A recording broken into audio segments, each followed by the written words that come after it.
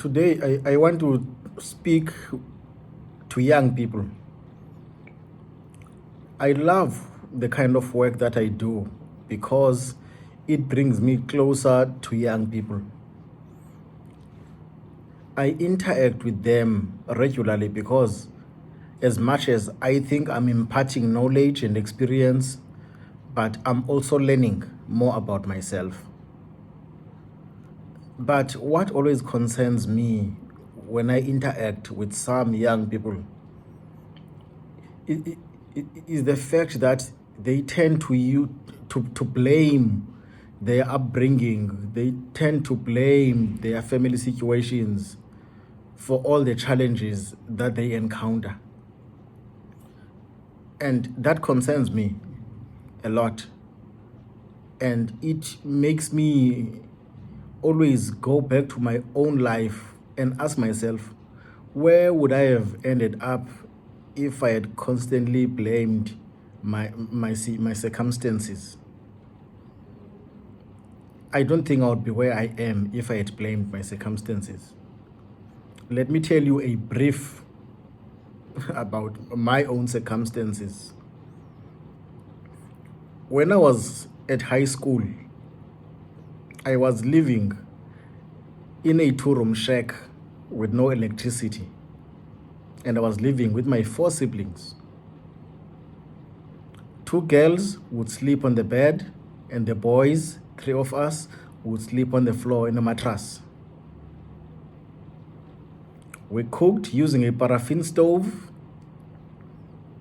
and sometimes we even shared bath water among the 3 of us as boys. That's how bad the situation was. The last time we stayed with our parents, I was 14 years. So from 15 up until I passed matric, we stayed alone with no adult supervision. I was basically head of the family. My parents were in Johannesburg, working to make sure that we survive. They would send money to me as a 15 or 16-year-old, and I would go and buy groceries and make sure that everyone's school needs are catered for. And I never looked at that and thought we're having it bad or having it hard. I embraced it. And because of that, we even chose the kind of friends that we knew were understanding of our situation. We did not want to associate with people that would treat us as foreigners in our own community. Even the adult people that we chose to get closer to them, it was those that we knew that they understood our situation and they would help whenever we needed help as children. Regardless of all those circumstances, we were all passing very well at school. Actually, we were performing at top of our classes. Regardless of those circumstances, we never bunked school.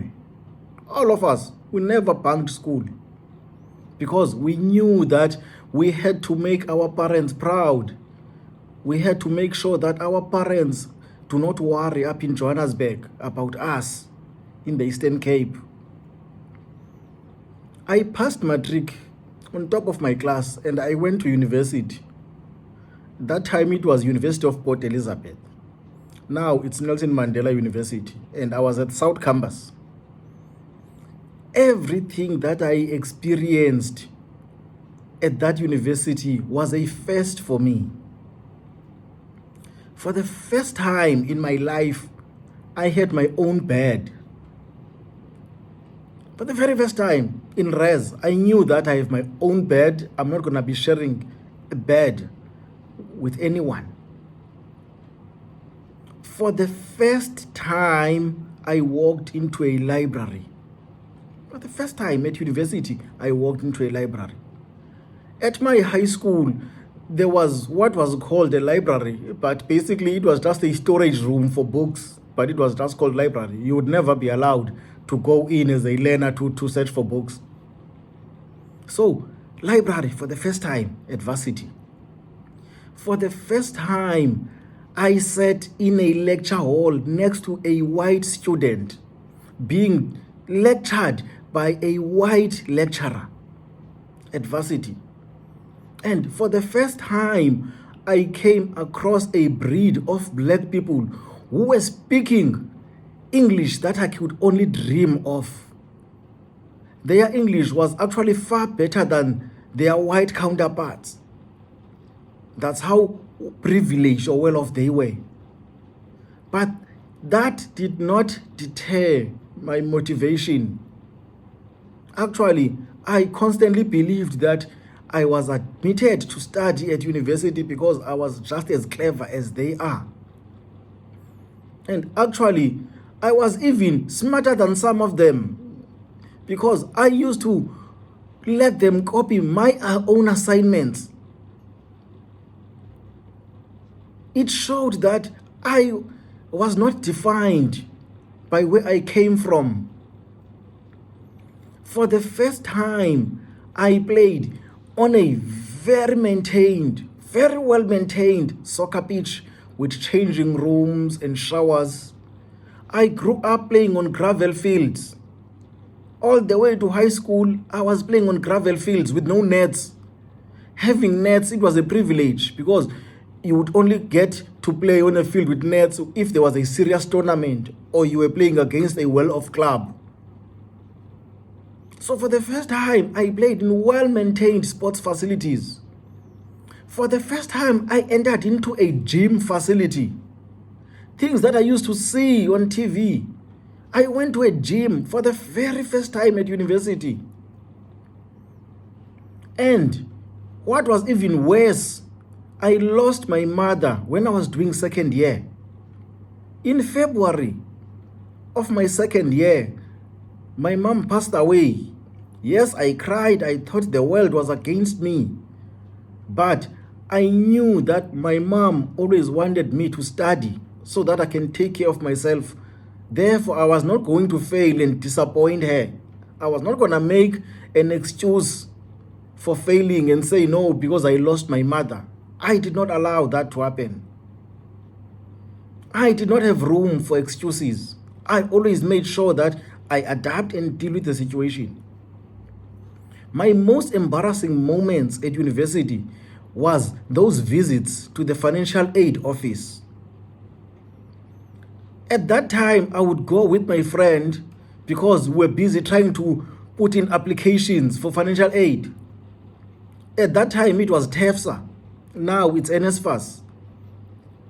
Going through that process, it made us feel as if we're asking someone to give us their own personal money. The way those ladies at financial aid would shout at us in open view of everyone in the office. It's nice these days. You walk into financial aid office, you go into an office, it's closed, it's just you and the staff member. Those times you walked into an open office with just a long counter where your family problems would be shouted all over the office by those ladies. And you would leave there embarrassed knowing that everyone knows how poor you are. But guess what? To me, I did not take that as an embarrassment at that time. I knew that the sooner I graduate and leave this university, it's going to be good for me because I'm not going to deal with these rude ladies again in my life. So their shouting and rudeness was actually a motivation for me to get what I came to do and leave. I graduated in record time. My 3 years was enough at varsity. I got my degree without blaming the circumstances because I knew that those circumstances were not a definition of whether I'm smart or not.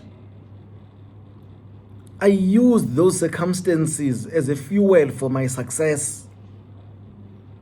That is why even today, when a student walks into my office looking for something or asking for help, I feel the urge to help because I've been there. I've been through what you're going through, but I did not allow all of that to define my destiny. I did not. Now I feel very sad when a student says, no, I could not submit an assignment because I don't have a light at home. I studied with electricity. We're using candles and paraffin lamps. Now a student says, no, I cannot focus on my studies because I'm staying in a shack with my siblings. I've been through that. No, I cannot perform academically because I lost my parent. I've been through that.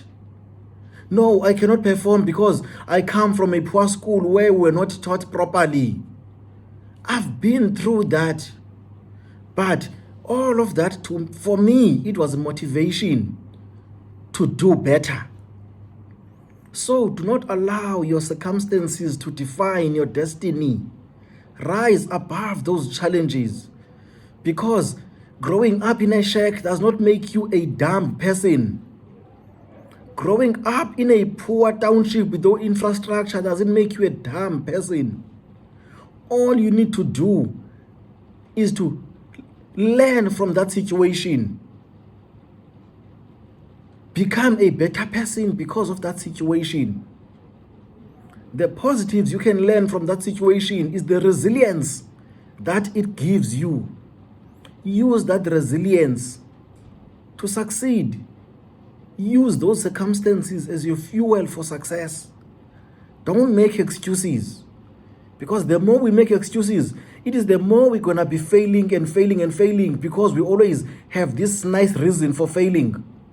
There should not be a nice reason for failing unless that failure was planned.